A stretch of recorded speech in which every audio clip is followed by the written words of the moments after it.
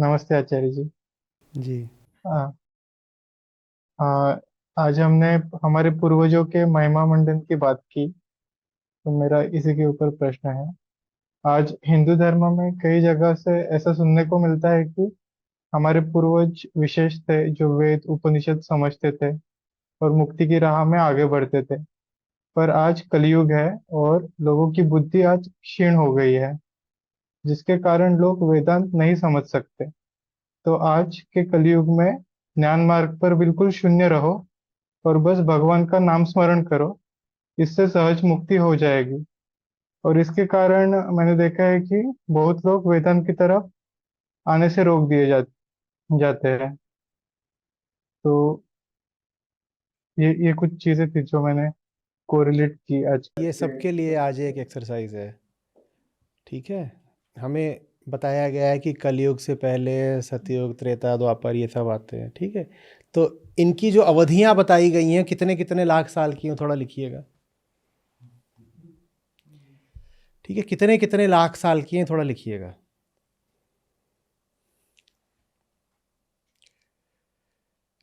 और फिर इतिहास से जाके पूछिएगा कि इतने लाख साल पहले क्या मनुष्य था भी पृथ्वी पर।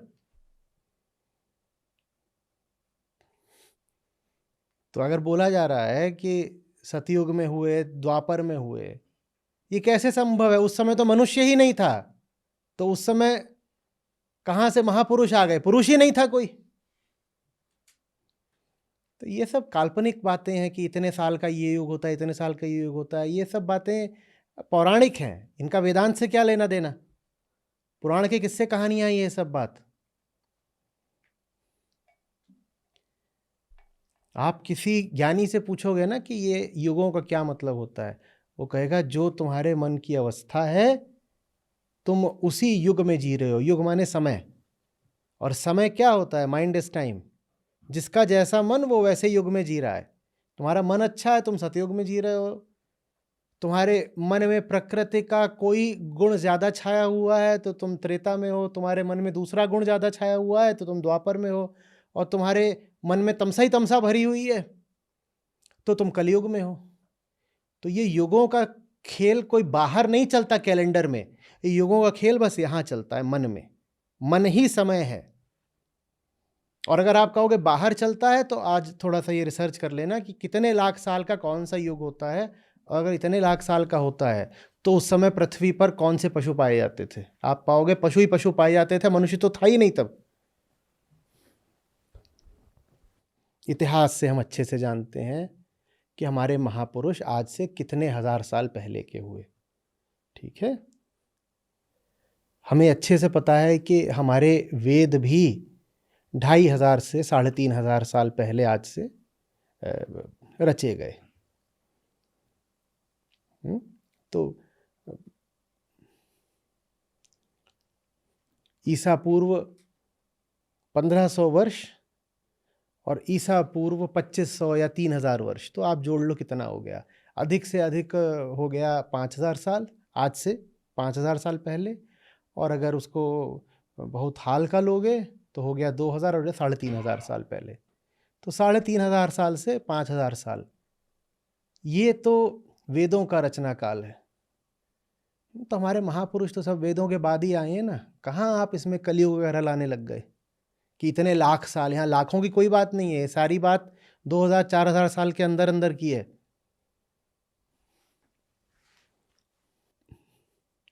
और किसने कह दिया कि कलयुग चल रहा है तो वेदांत समझ में नहीं आएगा? कलयुग चल रहा है, वेदांत समझ में नहीं आएगा तो रोण महर्षि क्या कर रहे थे? वो क्या, वो किस युग के हैं? और अगर कलयुग सच में इतने लाख वर्ष का होता है तो फिर तो उपनिषद भी सब कलयुग में ही लिखे गए हैं। तो माने वेदांत, वेदांत के ऋषियों को भी समझ में नहीं आया होगा। कलयुग अगर इतने लाख साल का होता है तो सब उपनिषदों की, वेदांत की रचना भी कब हुई है? फिर तो कलयुग में ही हुई है।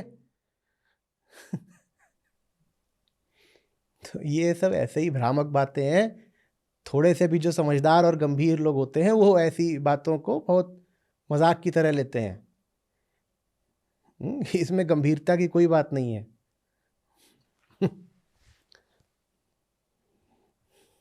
जी आचार्य जी। रही बात भगवान का नाम जपने की, तो नाम जपने की पूरी प्रक्रिया क्या है, बात क्या होती है, उस पर मैं बहुत बोल चुका हूँ। आप अगर देखोगे तो उस पर कोर्सेज भी हैं और उस पर वीडियो भी हैं, वो आपको मिल जाएगा। शुद्धतम अर्थ भगवान का होता है आत्मा। भगवान के अर्थ में से अगर माया को निकाल दो तो भगवान का मतलब होता है ब्रह्म, और ब्रह्म पे माया आरोपित कर दो तो नाम आ जाता है भगवान। तो भगवान का शुद्धतम अर्थ होता है ब्रह्म, ब्रह्म माने आत्मा। तो हम तो भगवान को शुद्धतम अर्थ में ही मानेंगे ना, भगवान माने आत्मा। और कह रहे हो भगवान का नाम, अब बताओ आत्मा का कौन सा नाम होता है? कौन सा नाम होता है? नाम नहीं होता। तो फिर क्या करोगे अब? कलयुग चल रहा है तो ज्ञान मार्ग तो बंद हो गया आपके हिसाब से, और भगवान का कोई शुद्ध नाम हो नहीं सकता। तो बोलो तारा रारा, फिर तो कुछ बचा ही नहीं।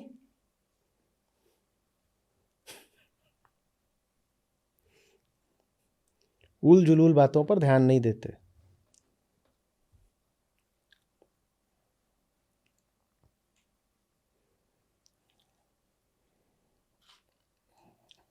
इतिहास में कल्पना की मिलावट नहीं करनी चाहिए। पेलियोलिथिक एज का नाम सुना है? अच्छा, पता करिएगा वो कौन सा युग है और उस समय पर पृथ्वी की दशा क्या थी।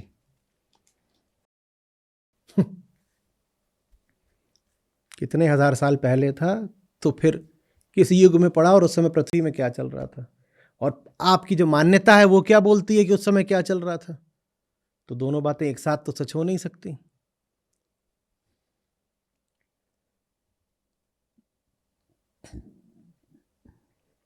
फिर से दोहरा रहा हूं, युग माने समय, और समय कहाँ होता है? यहां होता है। उपनिषदों से पूछेंगे तो वो कहेंगे मन ही समय है। उपनिषद क्या सिखाते हैं? मन ही समय है, मन ही काल है। संतों से भी पूछो तो क्या बताएंगे? काल काल सब कहें, काल न चीन्हे कोय, और जेती मन की कल्पना, काल कहावे सोए। मन ही काल है। तो सारे युग भी यहां हैं, बाहर नहीं है युग कि अब ये सतयुग बीता अब त्रेता युग आएगा। बाहर नहीं है युग, यहां है। पलक झपकते मन सतयुग से कलयुग में जा सकता है। पलक झपकते मन सतयुग से कलयुग में जा सकता है। लाखों साल नहीं बीतने होते, एक पल में सतयुग से कलयुग लगता है सीधे। त्रेता द्वापर तो बाईपास हो गए।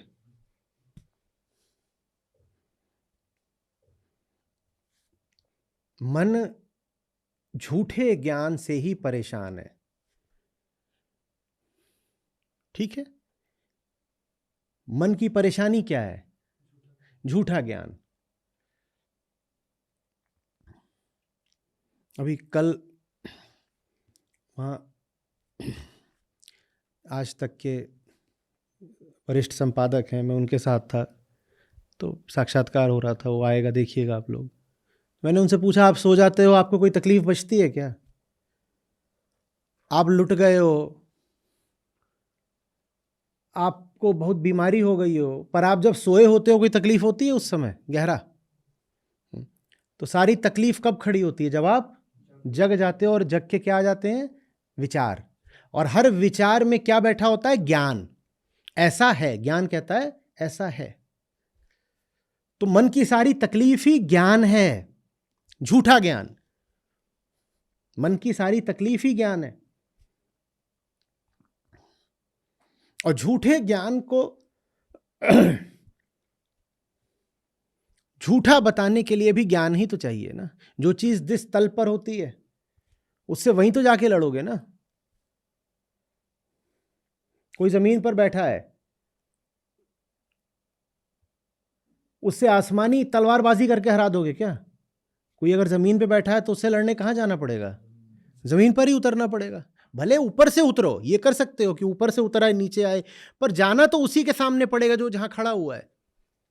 तो झूठे ज्ञान को काटना पड़ता है, यही अध्यात्म है। ज्ञान मार्ग से कैसे बच लोगे? ज्ञान मार्ग का ही मतलब होता है झूठे ज्ञान को काटना। पर जो झूठे ज्ञान को काटने में उत्सुक ही नहीं होते, जिन्हें अपना अहंकार बचाना होता है, वो ज्ञान मार्ग के खिलाफ 100 बातें बोलेंगे। और ज्ञान कोई मार्ग नहीं है, ज्ञान ही मार्ग है। जिसको हम भक्ति कहते हैं या योग कहते हैं, वो भी ज्ञान में ही आकर मिलने वाली सरिताएं हैं। अंततः मुक्ति तो ज्ञान ही देता है, क्योंकि बंधन झूठा ज्ञान है। आप जब जग जाते हो नींद से, तो क्या आपको समस्या यह होती है कि आप भक्त नहीं हो? आपको समस्या यह होती है कि आपके पास झूठा ज्ञान है। फिर पूछ रहा हूं, आप नींद में थे, कोई तकलीफ नहीं थी, कोई कष्ट था? जब आप उठे तो आपको कष्ट क्यों हुआ? क्योंकि आपको कुछ विचार आ गए, कुछ बातें याद आ गई और आपको तकलीफ पैदा हो गई, है ना? या ये तकलीफ पैदा हुई कि आपने योग नहीं किया था, या ये तकलीफ पैदा हुई कि आपने भजन नहीं करा था। तो आपकी तकलीफ ज्ञान से संबंधित है, और इसीलिए अंततः आपकी तकलीफ का अंत तो ज्ञान ही करेगा। क्योंकि झूठे ज्ञान को काटने के लिए झूठे ज्ञान की जगह सच्चा ज्ञान चाहिए, जो बता दे कि आपका ज्ञान झूठा है। इसी को नेति नेति कहता है वेदांत, कि तुम्हारा सारा ज्ञान झूठा है, नकारो नेति नेति नेति। तो जो लोग ज्ञान मार्ग की उपेक्षा करते हैं, अनादर करते हैं, वो कुछ नहीं कर रहे, वो अपने अहंकार को बचा रहे हैं बस।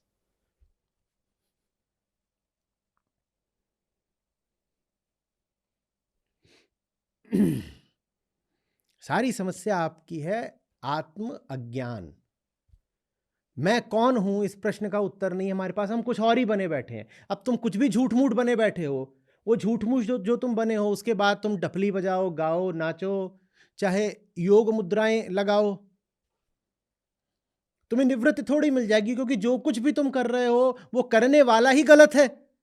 जब करने वाला ही गलत हो, तो वो कुछ भी करे, वो सही हो सकता है क्या? तो ज्ञान सीधे आपको वहां ले जाता है जहां मूल गलती है। मूल गलती है हमारे नाम में, हमारी पहचान में। हम हैं कौन, हमें यही प्रश्न नहीं पता। कोहम, वेदांत का केंद्रीय प्रश्न, कोहम, मैं हूं कौन, मैं कौन हूं, इसकी बात ही नहीं करी। उसकी जगह 100 क्रियाएं बता दी, अब तुम ये करो, अब तुम वो करो, फलाना मंदिर, फलाना क्रिया, फलाना अभिषेक, ये करना है, वो करना है। और मैं कौन हूं मुझे पता नहीं, मैं अपने आप को कुछ भी उलझलूल उल्टा पुल्टा माने बैठा हूं। मैं स्वयं के प्रति पूर्णतया अनभिज्ञ हूं।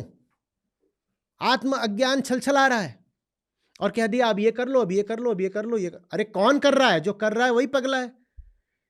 पगला कुछ भी करे, उससे उसका पागलपन दूर हो जाएगा क्या? ज्ञान आपको आपके पागलपन के स्रोत तक ले जाता है और पूछता है बताओ ये तुम हो क्या? और आप कहते हो अरे मैं पागल क्यों बना बैठा हूं, पागल तो हूं नहीं। ये मैं बाकी सब जो तथाकथित मार्ग हैं, मैं उनकी उपेक्षा अनादर नहीं कर रहा हूं। मैं आपको बता रहा हूं कि ये सब अभिन्न है। जो लोग भक्ति और ज्ञान को अलग अलग देखते हैं, वो ना भक्ति समझ रहे हैं ना ज्ञान समझ रहे हैं। प्रणाम आचार्य जी। जी, आचार्य जी, मेरा सवाल था, क्या प्रलोभन वाली चीजों का प्रदर्शन करने वाले ही आज के रावण हैं क्या? आपको आ रही है बात समझ में? ठीक, बढ़िया। लेकिन वो अकेले सफल नहीं हो सकते। उन्हें कोई ऐसा भी चाहिए जो आपको आपके भीतर की दिशा देखने न दे। तो इसलिए 2 साथ चलते हैं हमेशा। मैंने पिछली बार भी कहा था 3 चलते हैं, उनमें से 2 का नाम ले लेंगे, व्यापारी और धर्मगुरु। ये दोनों साथ साथ चलते हैं। व्यापारी आपके बाहर रौनक खड़ी करता है और धर्मगुरु आपको भीतर की रौनक देखने से रोक देता है। व्यापारी बाहर एक तरह की बाजार खड़ी करता है और धर्मगुरु भी बाहरी बाजार सजा देता है। वो उसको नाम दे देता है कि एक धार्मिक बाजार है, पर दोनों बाजारें सजाते बाहर ही हैं। एक व्यापार के नाम पर और एक धर्म के नाम पर।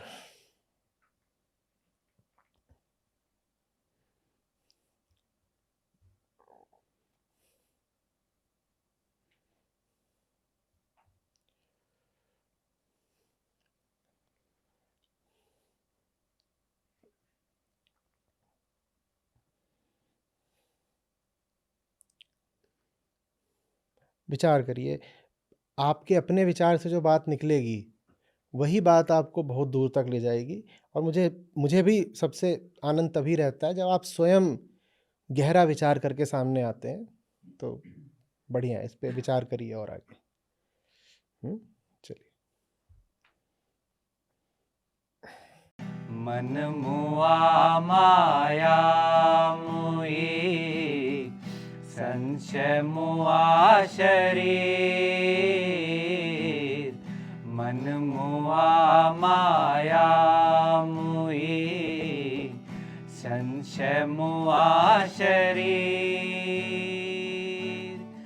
अविनाशी जो ना मरे, तो क्यों मरे कबीर रे साधो, तो क्यों मरे कबीर। हर मरे तो हम मरे, हमरी मरे बलाय। हर मरे तो हम मरे, हमरी मरे बलाय। साचे गुरु का बाल का, मरे न मारा जाए रे साधो, मरे न मारा जाए। वैद मुआ रोगी मुआ, मुआ सकल संसार। वैद मुआ रोगी मुआ, मुआ सकल संसार। एक कबीरा नाम हुआ, जाके राम आधार रे साधो, जाके राम आधार।